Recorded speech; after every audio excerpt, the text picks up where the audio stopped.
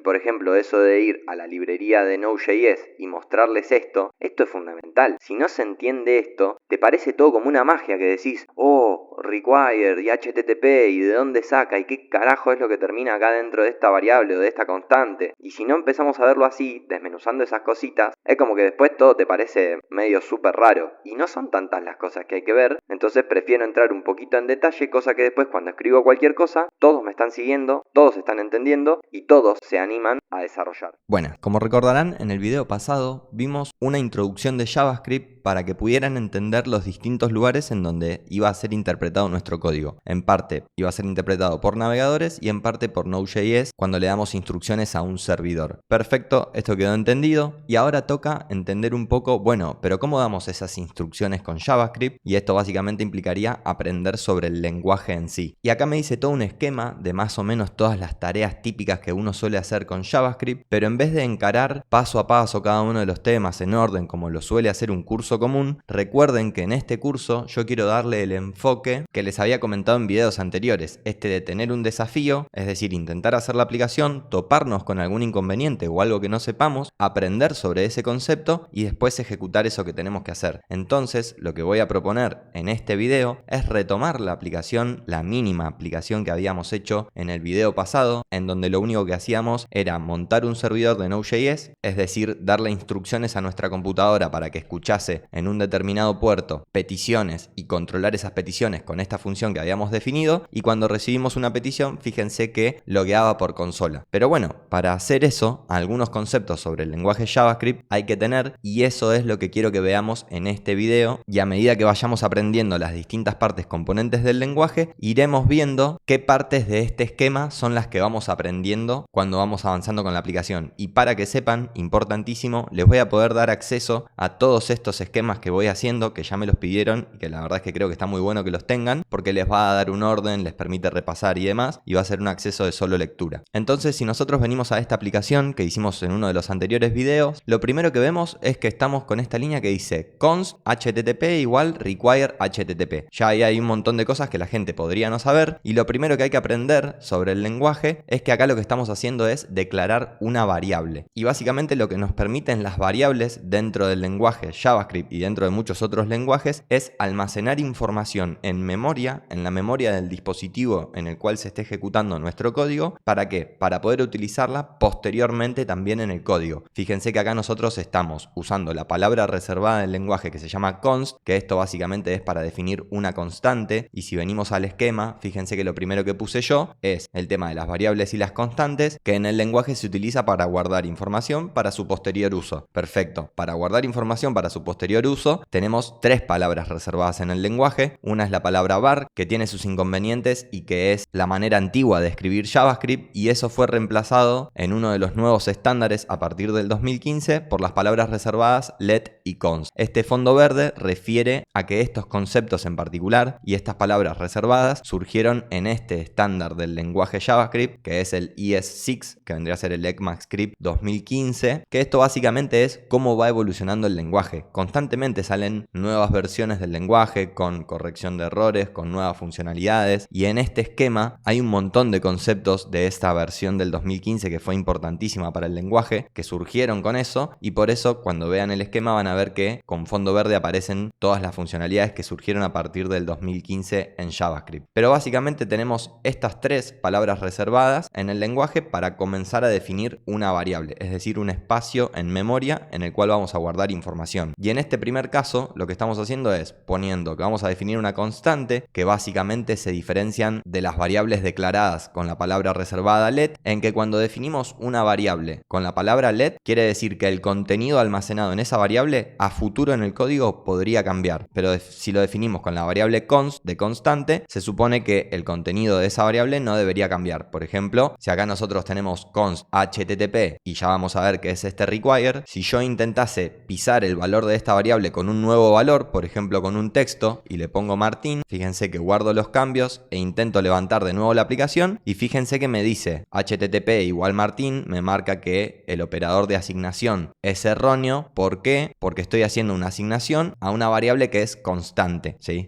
Es medio confuso el tema de variable y constante, pero bueno, justamente es constante y no debería cambiar ese valor. Entonces esto no está permitido. Si nosotros quisiéramos pisar ese valor, tendríamos que usar la palabra reservada let, y si ahora levantamos el servidor, fíjense que me tira otro error, que me está tirando el error de que esta línea http.createServer, que vendría a ser la línea 10 del archivo index.js que está en la carpeta curso, que esto también se los digo así para que entiendan cómo leer los errores que aparecen por consola. Los errores por consola se leen línea a línea muy despacito, te dicen un montón de cosas y de esto se aprende. Cuando aparezca un error, no se frustren. El error, acá en este error, es donde vos aprendés, ¿se entiende? Entonces, ¿qué pasa? Como nosotros primero guardamos toda esta librería HTTP, que esto es código escrito por los desarrolladores de Node.js, que básicamente es un módulo, una librería que contiene un montón de funcionalidades para que nosotros podamos crear un servidor de Node.js. Entonces, perfecto, primero nosotros requerimos todo ese contenido, toda esa lógica y la almacenamos para su posterior uso en esta variable, pero después pisamos su contenido y le pusimos un string, un texto. Entonces, ¿cómo podríamos nosotros pretender que al momento de configurar nuestro servidor pudiésemos hacer http.createServer si HTTP tiene un string? ¿Se entiende? Entonces, esto no tiene sentido, pero es solo para que vean que con let nosotros podemos sobreescribir el contenido de una variable. Por eso, por lo general, cuando estamos importando el contenido de una librería, ¿por qué lo cambiaríamos? No tiene ningún sentido. Entonces, siempre se usa la palabra reservada, en ese caso, const. Entonces, perfecto. Ya entendimos un poco de qué tratan las variables y las constantes. Después vamos a ver el tema de cómo nombrar las variables, porque nosotros acá le podríamos poner Juan, por ejemplo, a esto, y esto funcionaría sin ningún problema. Miren, le ponemos node index y fíjense que esto sigue funcionando. Si yo vengo al navegador y hago una nueva petición, fíjense que me sale hola mundo. ¿Por qué? Porque esta denominación, yo acá le pongo lo que quiera, pero ¿qué sentido tendría? Y esa es una de las buenas prácticas con respecto a la denominación de las variables, que es algo que hacemos todo el tiempo cuando estamos desarrollando, es que, che, por favor, ponele un nombre que tenga sentido, porque si no después, ¿quién entiende tu código? Ni vos mismo lo vas a entender. Entonces, perfecto, ya vimos el tema de las variables, las distintas palabras reservadas, pero bueno, en esta primera línea también tenemos el tema de require, que es una función. Tengan presente que siempre que veamos una palabra seguida de paréntesis y que adentro se le pasan uno o más parámetros o ninguno, eso refiere a que esto es una función y se está ejecutando, ¿sí? Entonces nosotros acá estamos ejecutando la función require, que es una función que solo existe en el entorno de Node.js y que sirve para ir a buscar, para importar código que puede ser de terceros, como por ejemplo los desarrolladores de Node.js que tienen este paquete desarrollado y que está en el core de Node.js. Después podría ser código de terceros que son ajenos, por ejemplo a Node.js, como podría ser alguien que desarrolló una librería que hace determinada funcionalidad y que la necesitamos en nuestro proyecto, que ya lo vamos a ver más adelante y que lo podemos ver quizás en este video. Y después también podríamos requerir código que nosotros tenemos en otro archivo nuestro, ¿sí? Nosotros va a llegar un momento en que todo nuestro código no va a entrar en un solo archivo, o en realidad sí va a entrar, pero lo que vamos a necesitar es organizarlo. Si no, imagínense que toda la lógica de nuestra aplicación metido en un solo archivito sería muy difícil de leer y muy difícil de escalar y mantenerlo, y por eso otro de los temas súper importantes al momento de desarrollar es el de estructurar nuestro código en base a módulos, que básicamente es utilizar código, librerías de terceros, o en realidad también nuestro propio código, así que le voy a cambiar código de terceros o nuestro, porque podemos tenerlo disperso en distintos archivos, que en realidad está un poco relacionado con el punto 3, que si se fijan puse encapsular código para su reutilización y mejor organización. El tema de la mejor organización está más relacionado con el concepto de módulos, y el tema de la reutilización, en realidad ambos están relacionados con el tema de las funciones, porque las funciones son básicamente eso, son pedacitos de código, de lógica de nuestra aplicación que nosotros la encapsulamos en una función y después la reutilizamos donde queremos, ¿sí? Pero ya lo vamos a ver un poquito más en detalle después. Pero básicamente el tema de los módulos, tenemos dos formas de gestionar los módulos. Una se denomina CommonJS, que es la que es nativa dentro de Node.js y que gestionamos el tema de los módulos con la función require, y a partir del ES6 del ECMAScript 2015 surgieron los ES6 modules para los proyectos de frontend, y que en esos casos la importación de código de terceros se hace utilizando la palabra import y tiene una sintaxis un poco distinta, pero básicamente es lo mismo, es tener nuestro código disperso en distintos archivos e importarlos en aquellos archivos en donde necesitemos usar usar esa pieza de código, ya sea nuestra o de un tercero. Pero como todavía no llegamos al frontend, esta parte no la vamos a ver, pero está bueno que lo sepan. Fíjense que si nos posamos sobre la función, acá nos tira la definición de esta función y fíjense que recibe un solo parámetro que se llama ID, que es de tipo de datos string, recibe un texto. Y en este caso importamos una librería de Node.js, pero nosotros tranquilamente podríamos tener otro archivo acá que se podría llamar another, por ejemplo, y le ponemos const name igual Martín, y yo ahora quiero obtener este contenido pero en este archivo. Entonces acá yo podría hacer name, por ejemplo, require, y acá en vez de pasarle el nombre de una librería de Node.js o de código de terceros, yo acá podría poner punto barra, y ahí lo que estoy diciendo es que estoy accediendo al directorio en el cual está el archivo en el que estoy, que en este caso este archivo está en la carpeta curso. Entonces fíjense que Visual Studio Code ya me ofrece todos los distintos archivos y directorios que están en esa carpeta, que son el another, esta carpeta de JavaScript y esta carpeta de public, ¿sí? Entonces acá nosotros podemos poner another, y fíjense que si ahora yo pongo console log name, no voy a ver absolutamente nada. Fíjense que le pongo node index y acá me están mostrando por consola que name contiene un objeto vacío, ¿sí? Es decir, que lo que pudimos obtener desde este archivo de JavaScript fue un objeto vacío. Entonces nosotros decimos, che, bueno, pero ¿y cómo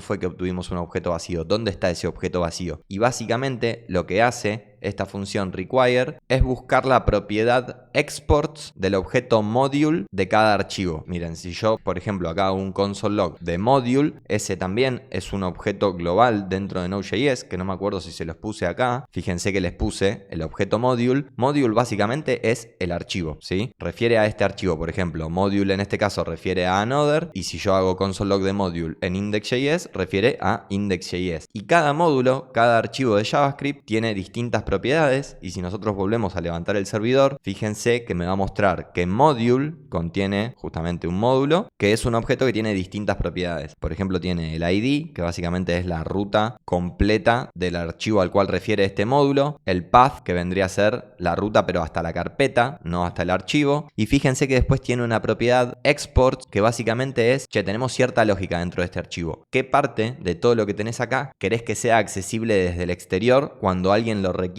desde otro archivo utilizando la fórmula require? Entonces nosotros, para poder exponer este contenido, lo que tendríamos que hacer es poner module.exports, y esta denotación nos hace que tengamos que explicar el tema de los objetos dentro de JavaScript, que es otro tipo de datos, que básicamente un objeto es lo siguiente. Por ejemplo, nosotros podemos tener un objeto persona, que es una variable también, y así se denota un objeto, abriendo llaves y cerrando llaves. Y dentro de cada objeto uno puede tener propiedades, por ejemplo nombre, le podemos poner Martín, y eso es un objeto. Pero ¿qué pasa? Cuando nosotros mostramos esto por consola y ponemos person, por ejemplo, vamos a comentar esta línea y vamos a comentar esta línea. Si volvemos a levantar el servidor, fíjense que me muestra person, 2 puntos, y el contenido es name Martín. Pero ¿qué pasa si yo quiero acceder solo a esta propiedad? Bueno, en ese caso nosotros podríamos poner que name es igual a person.name, o directamente, miren, borramos así y ponemos person.name para que nos muestre, y levantamos el servidor y fíjense que nos muestra Martín.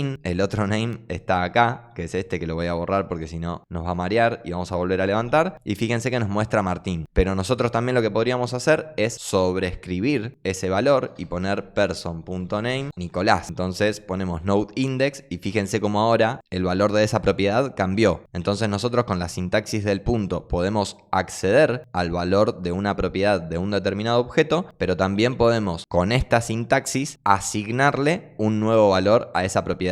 Y presten atención que por más que hayamos utilizado la palabra reservada const, cuando queremos editar una propiedad interna de un objeto, nos deja, no tenemos ningún problema. Lo que no nos deja es sobreescribir por completo el contenido de esa constante. Fíjense que cuando queremos pisar ese contenido nos dice, no, pará, assignment to constant variable is not possible. Pero bueno, sobre todo ese tema de la asignación de variables y referencias y demás, también tengo una explicación para hacer porque es un tema importante y que capaz que lo veamos en el próximo próximo video, pero la realidad es que no es algo que te pueda suceder tan seguido en el desarrollo de una aplicación, pero es un concepto a tener en cuenta y por más que quizás no nos lo topemos en esta aplicación de tareas, es algo que me gustaría comentar. Pero bueno, básicamente quería comentarles esta cuestión sobre este tipo de datos de objetos para que sepan que para acceder a la propiedad de un objeto tenemos que utilizar la dot notation, que vendría a ser así, dot notation, que vendría a ser la notación de puntos, tanto para leer una propiedad como para cambiar el valor de una determinada propiedad. Pero entonces, básicamente nosotros recuerden que teníamos este objeto module que tiene una propiedad export que nosotros queremos cambiarla. Entonces nosotros acá podríamos ponerle exporto lo que se me canta y cuando vengo acá a index e importo esto, fíjense que pongo console log de names, hacer un clear para limpiar y si pongo node index, fíjense que bueno, acá me está mostrando el module, porque lo dejé acá en another, esperen que lo borro para que no nos moleste, o mejor lo comento porque ahora quiero mostrar otra cosa. Fíjense que hacemos un clear y hacemos un node index y fíjense, esto es otra cosa, cuando yo muestro por consola, fíjense que siempre pongo llave de inicio y llave de cierre y en el medio estoy poniendo name y estoy poniendo solo name, que es la variable esta, pero esto también surgió en el ES6, que básicamente es que cuando el nombre de una propiedad es igual al nombre de la variable que estoy queriendo mostrar, por ejemplo, yo acá podría querer mostrar así, Martín, entonces pongo node index, entonces me muestra nombre de la propiedad, dos puntos, Martín. ¿Y qué pasa? Si yo acá quiero poner una variable, lo que quiero mostrar es el valor que contiene una variable, cuando esa denominación es igual a la denominación de la propiedad, hay un atajo que en vez de poner así, que esto se podría hacer sin problemas, ven, acá estoy poniendo el nombre de la propiedad, que es este, y después estoy mostrando el valor de esta propiedad, que es esto que tenemos acá. Perfecto, bueno, esto se puede resumir de esta manera, perfecto. Esa es una de las características del lenguaje que tiene un montón de cuestiones así, de poder escribir el mismo código, pero de una manera más legible y más amigable. Entonces, perfecto, podemos exportar lo que se nos canta, y fíjense que si nosotros mostramos qué es lo que contiene module.export antes y después de esta inicialización, y venimos a node index, fíjense que primero module.exports era un objeto vacío y después terminó siendo exporto lo que se me canta porque se lo asignamos acá en la línea 4. Y fíjense que el orden en que esto se muestra por consola tiene sentido porque acá en el index lo que primero nosotros hacemos es requerir este archivo. Entonces primero Node.js lee todo el contenido de este archivo y al leer todo el contenido de este archivo primero hace este console log, después este console log y después sigue leyendo la tercera línea del index.js y me muestra por consola este name que estoy exportando lo que se me canta del otro archivo. Entonces genial, pero nosotros no queremos exportar esto. Nosotros lo que en realidad queremos es venir acá y exportar un objeto también. Le vamos a pisar el objeto que ya tenía y le vamos a poner un objeto nuevo. Y lo que queremos es exportar la variable name, que podríamos poner name, name, o como ya sabemos, lo abreviamos y lo dejamos así. Entonces, miren, vamos a borrar esto y vamos a borrar esto porque no tiene sentido. Y vamos a dejar solo este console log, que vamos a poner exports from another. Le vamos a poner esa denominación para que vean que se le puede poner también cualquier nombre. Vamos a ver qué es lo que nos estamos exportando desde another. Hacemos un clear y ponemos node index. Y fíjense que export from another es un objeto con una propiedad name cuyo contenido es Martín, que es lo que nos estábamos exportando de este archivo. Les pongo este ejemplo sencillo, pero en realidad esto pasa todo el tiempo. Y fíjense que les voy a mostrar cómo este require de HTTP está yendo a buscar también la propiedad export del objeto module de esa librería, de la librería HTTP. Miren, nosotros ponemos HTTP Node.js, venimos a la documentación, venimos a HTTP. Fíjense que acá me dice que el código fuente de esta librería está accesible con este enlace. Si nosotros hacemos clic, fíjense que nos trae a GitHub, que es el repositorio oficial de esta librería. Fíjense que tiene 78 personas que contribuyen con ella. Y si nosotros bajamos un poco, y vamos a hacer un poco de zoom para que lo vean bien, tiene un montón de cuestiones acá dentro del archivo principal de esta librería. Pero fíjense que en un momento tiene un module.exports en donde exporta un objeto con un montón de propiedades. Y fíjense que una de esas propiedades es esta función createServer, que es la que estamos utilizando más abajo. Fíjense que hacemos http,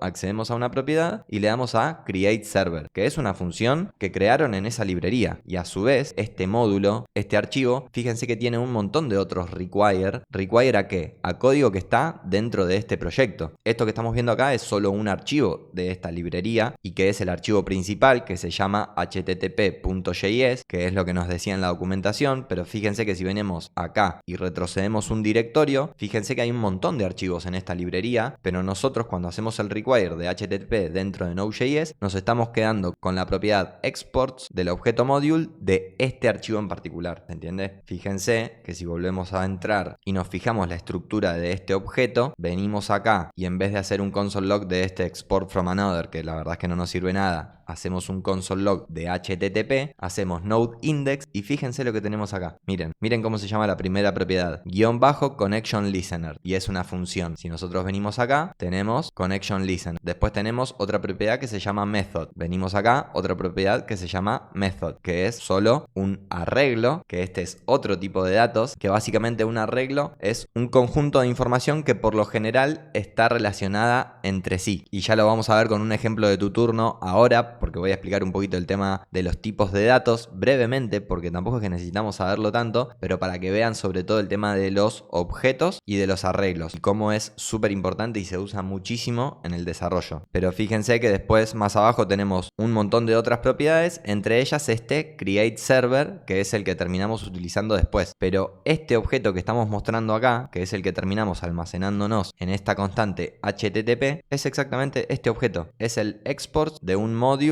de esa librería, el archivo principal. Pero bueno, esa explicación es necesaria porque lo hacemos constantemente. El hecho de importar código de terceros, ya sea del core de Node.js o de otras personas, es algo que hacemos permanentemente. Y después, lo que quiero mostrarles antes de terminar este video es que nosotros también, para el tema de guardar información para su posterior uso, ahí nos surge el tema de, che, bueno, pero ¿y qué podemos guardar dentro de estas variables, dentro de este espacio en memoria del dispositivo? Y ahí básicamente surge el tema de los tipos de datos. Y en cuanto a los tipos de datos, tenemos los tipos de datos primitivos, que básicamente son el string, que vendría a ser texto, que se denotan con, miren, vamos a abrir la consola del navegador para poder interpretar acá. Hacemos un poquito de zoom y ponemos, por ejemplo, const name igual Martín, que esto vendría a ser un string. Si ponemos name, se ven de esa manera. Y fíjense que un string, vamos a poner name 2, podemos denominarlo así, o podemos denominarlo con comillas simples. Eso es cuestión de preferencias. Después tenemos el tipo de dato número, que podría ser, por ejemplo, age 34 de edad, y accedemos al valor de la variable tipeándola en la consola y dándole a enter, que fíjense que en el tema de las variables hay tres pasos. El tema de la declaración, que acá es esta parte, que la estoy declarando, y después el tema de la asignación, ¿sí? Que es asignarle algún determinado valor. Acá lo estoy haciendo en una sola línea, pero uno tranquilamente podría hacerlo en varias líneas. Pero uno podría hacerlo en varias líneas si está utilizando la palabra let. Por ejemplo, yo podría poner let is developer y definir la variable, y esta variable, fíjense que cuando la inicializamos y no le asignamos nada, por defecto su valor es undefined, que undefined también es un tipo de datos. Miren, si ponemos type of isDeveloper, fíjense que el tipo de datos ya no me está mostrando un undefined en gris, sino que me está devolviendo un string, un texto que me está diciendo cuál es el tipo de datos. Y el tipo de datos es undefined. Si yo pongo el type of name, me dice que es un string. Si yo pongo el type of age, me dice que es un number. Y fíjense cómo acá vamos viendo cuáles son los distintos tipos de datos primitivos. Hasta el momento vimos estos. Después, si yo la variable isDeveloper le inicializo con null, fíjense que ahora el contenido de esta variable es null, y si yo le pongo type of isDeveloper me pone object, o sea que el tipo de datos null, nosotros cuando lo evaluamos termina siendo un tipo de datos objeto y no un tipo de datos undefined, como pasaba con el undefined. Igual a esto ni le presten atención, no cambia nada, pero es solo para que vean los distintos tipos de datos, y este directamente no se lo voy a mostrar porque no lo van a ver jamás, es muy raro que lo vean, y yo en el desarrollo de todo tu turno jamás lo tuve que usar, y de hecho el undefined medio que tampoco lo usamos. El undefined es lo que viene por defecto cuando declaramos una variable, y que de hecho cuando declaramos una variable es muy raro que la declaremos y no le asignemos nada. La realidad es que también eso es muy raro, pero en algunos casos se ve. Pero básicamente la diferencia entre undefined y null es que undefined es por defecto. Cuando se declaró una variable y no se le asignó nada, es undefined. Pero el null ya indica que uno proactivamente, a discreción, le asignó el valor nulo. Esta variable no tiene nada y yo dije que no tiene nada. No es que no se definió su contenido, ¿se entiende? Y después están los tipos de datos referenciales, que son los objetos, que ya los vimos un poquito, que en este caso podría ser, miren, por ejemplo, yo podría construir el objeto person y que tuviese una propiedad first name, y le vamos a asignar la variable name que teníamos acá arriba, que tenía el contenido Martín. Separamos con una coma para poder pasar a la siguiente siguiente propiedad y le ponemos la propiedad age, y como tiene el mismo nombre que esta variable age, no hace falta poner dos puntos age, no voy a poner así, sino que eso ya no hace falta, le pongo coma y después le vamos a asignar isDeveloper, que también no le vamos a poner nada, y fíjense, genial, ya declaramos e inicializamos esta constante persona con estas tres propiedades, y fíjense que por ejemplo si yo quiero poner const person2, les quiero mostrar que no nos deja declarar una constante. No, si declaramos una constante tenemos que inicializarla sí o sí en la misma línea, y fíjense que dice missing initializer in const declaration, falta la inicialización en la declaración de la constante. Pero ahora si mostramos por ejemplo person por consola, fíjense que tenemos estas tres propiedades, first name tiene un string, age tiene un number e isDeveloper tiene un null que nosotros le asignamos, y veamos el último tipo de dato primitivo que es el verdadero o falso, el true or false, que vendría a ser person.isDeveloper. Acuérdense que de esta manera podíamos asignarle un valor a una propiedad de un objeto y se la podemos poner en true porque me considero un developer.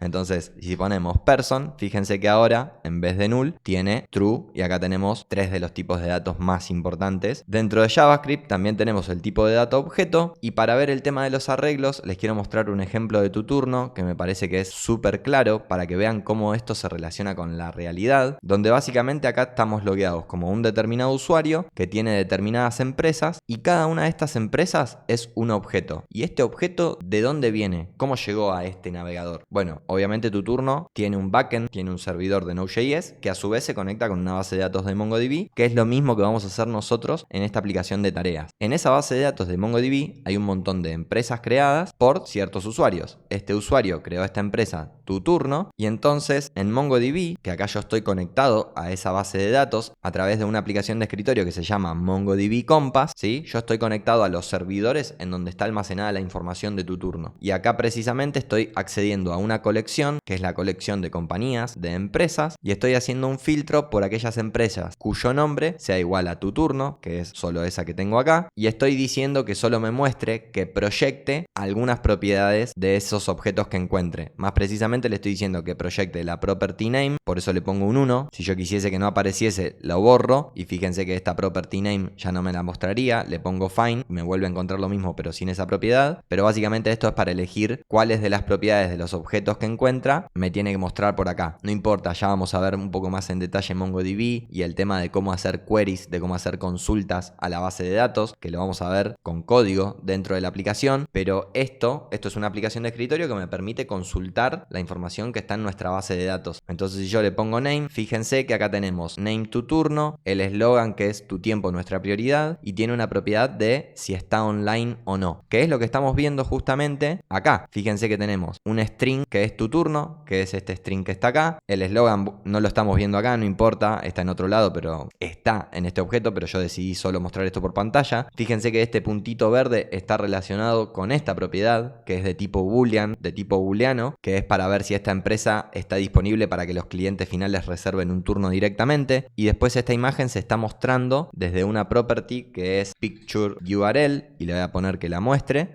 No, perdón, en la empresa esto es logo URL, si no me equivoco. Le ponemos find y fíjense que esta propiedad tiene una referencia al servidor en donde está almacenada esa imagen. Pero ven, acá estamos viendo cómo un objeto de la base de datos termina representado en pantalla en una aplicación real productiva. Pero a su vez, acá lo que quiero mostrarles es, bueno, ¿y un arreglo para qué sirve? ¿Qué pasa? Este usuario tiene varias empresas, y si yo pongo acá, por ejemplo, created by, que vendría a ser el ID del usuario que las creó, fíjense que me aparece un ID de un determinado usuario que creó esta empresa. Entonces, si yo de repente filtro las empresas ya no por nombre, sino por su propiedad created by, y le pongo que el created by sea igual a un object ID, que esto es de MongoDB, que sea igual al ID del usuario que había creado TuTurno, fíjense que le pongo find y me pone que hay 4 empresas creadas por mí, que son TuTurno, Martín Gesualdo, Forza Italia y Prueba Wallet. Fíjense que tengo Forza Italia, Martín Gesualdo, tu turno, pero prueba wallets no está. Y decimos, che, pero ¿cómo no está? Bueno, eso es porque esta empresa está eliminada. Y si yo pongo otra property que se llama isActive, fíjense que si le pongo un 1 y le pongo fine, esta tiene falso, pero las otras tres tienen true, true y true. Pero básicamente, cuando yo me meto con este usuario, me estoy yendo a buscar varias empresas que están relacionadas con él, ya sea porque las creó, que básicamente este usuario creó Tu Turno, creó Martín Gesualdo, creó Forza Italia y había creado otra más, pero que está eliminada. Pero a su vez, este usuario es owner, es socio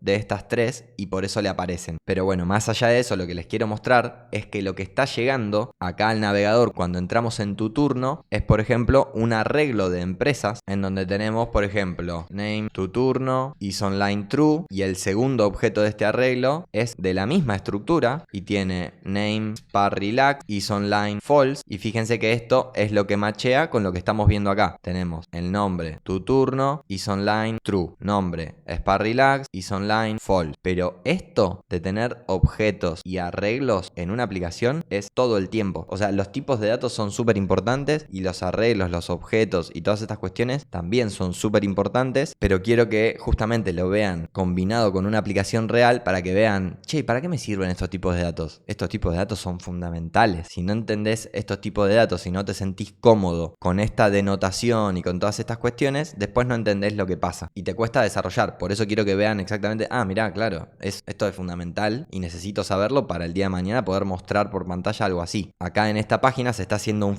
fetching de datos, que esa es otra cuestión que vamos a tener que aprender, que básicamente es cómo hacer peticiones HTTP con el protocolo HTTP desde un navegador, que es esta parte que pusimos acá, gestionar operaciones asíncronas como con las peticiones HTTP, que es hacer una petición desde un navegador a nuestro servidor para que se comunique con la base de datos y nos devuelva un arreglo de empresas. Y una vez que tenemos ese arreglo de empresas, lo mapeamos y lo pintamos por pantalla, que eso de map es una propiedad de los arreglos, que también lo tenemos acá. Fíjense que cuando hago referencia a los arreglos, tenemos un montón de métodos que también surgieron en el ES6, en el estándar de JavaScript del 2015, y uno de ellos es map, que básicamente todos estos métodos son para recorrer arreglos y ya los iremos viendo cuando nos los vayamos topando en el código. No se los quiero mostrar de una, pero bueno, les voy mostrando eso para que se empapen un poquito de realidad, ¿sí? De una aplicación productiva. Y el último tipo de dato referencial que tenemos son las funciones, y que lo único que voy a hacer es mostrarles que son un tipo de dato en sí mismo, pero lo vamos a ver en otro video, el tema de las funciones, porque es súper importante y requiere su propio video. Pero fíjense que si nosotros, por ejemplo, ponemos const companies y ponemos un arreglo vacío, no importa, sin ningún ítem dentro, y nosotros ponemos type of companies, fíjense que es un objeto. Y si también ponemos person, que tenemos así, fíjense que si ponemos type of person, este es de tipo de dato objeto. Es decir que tanto los arreglos como los objetos son de tipo object, que acuérdense que es el mismo tipo de datos que tenía el tipo de dato primitivo null. Pero si nosotros lo que tenemos es una función, por ejemplo function sayHello, que no recibe ningún parámetro y que en su cuerpo tiene un console.log de hola, por ejemplo, lo único que hace esta función es saludarte, ahí lo que hicimos es definir esa función, y esa función por tanto ahora va a estar dentro del objeto window. Fíjense que también la tenemos en el objeto window. Si yo ahora llamo a esa función, que acuérdense que es abriendo y cerrando paréntesis, y la ejecuto, fíjense que me dice hola, o sea que ya tenemos esa función. Y si le ponemos type of sayHello, fíjense que el tipo de datos es function, o sea que tipos de datos en sí tenemos string, number, boolean. El null es un tipo de datos en sí mismo, pero cuando evaluamos el type of es object, ¿sí? Después tenemos el onDefine, que sí es un nuevo tipo de datos. Después tenemos los objetos y los arreglos, que también son de tipo de datos object. Y por último tenemos a las funciones, que son de tipo de datos function. Pero bueno, en este video ya vimos lo básico, y disculpen que no avanzamos con el código, pero entiendan que este es un curso para principiantes y que no podemos poner esta línea así nomás y pretender que la gente entienda lo que está pasando acá de la nada. Y la idea es que sea solo este video el que tienen que ver, y por ejemplo eso de ir a la librería de Node.js y mostrarles esto es fundamental. Si no se entiende esto, te parece todo como una magia que decís,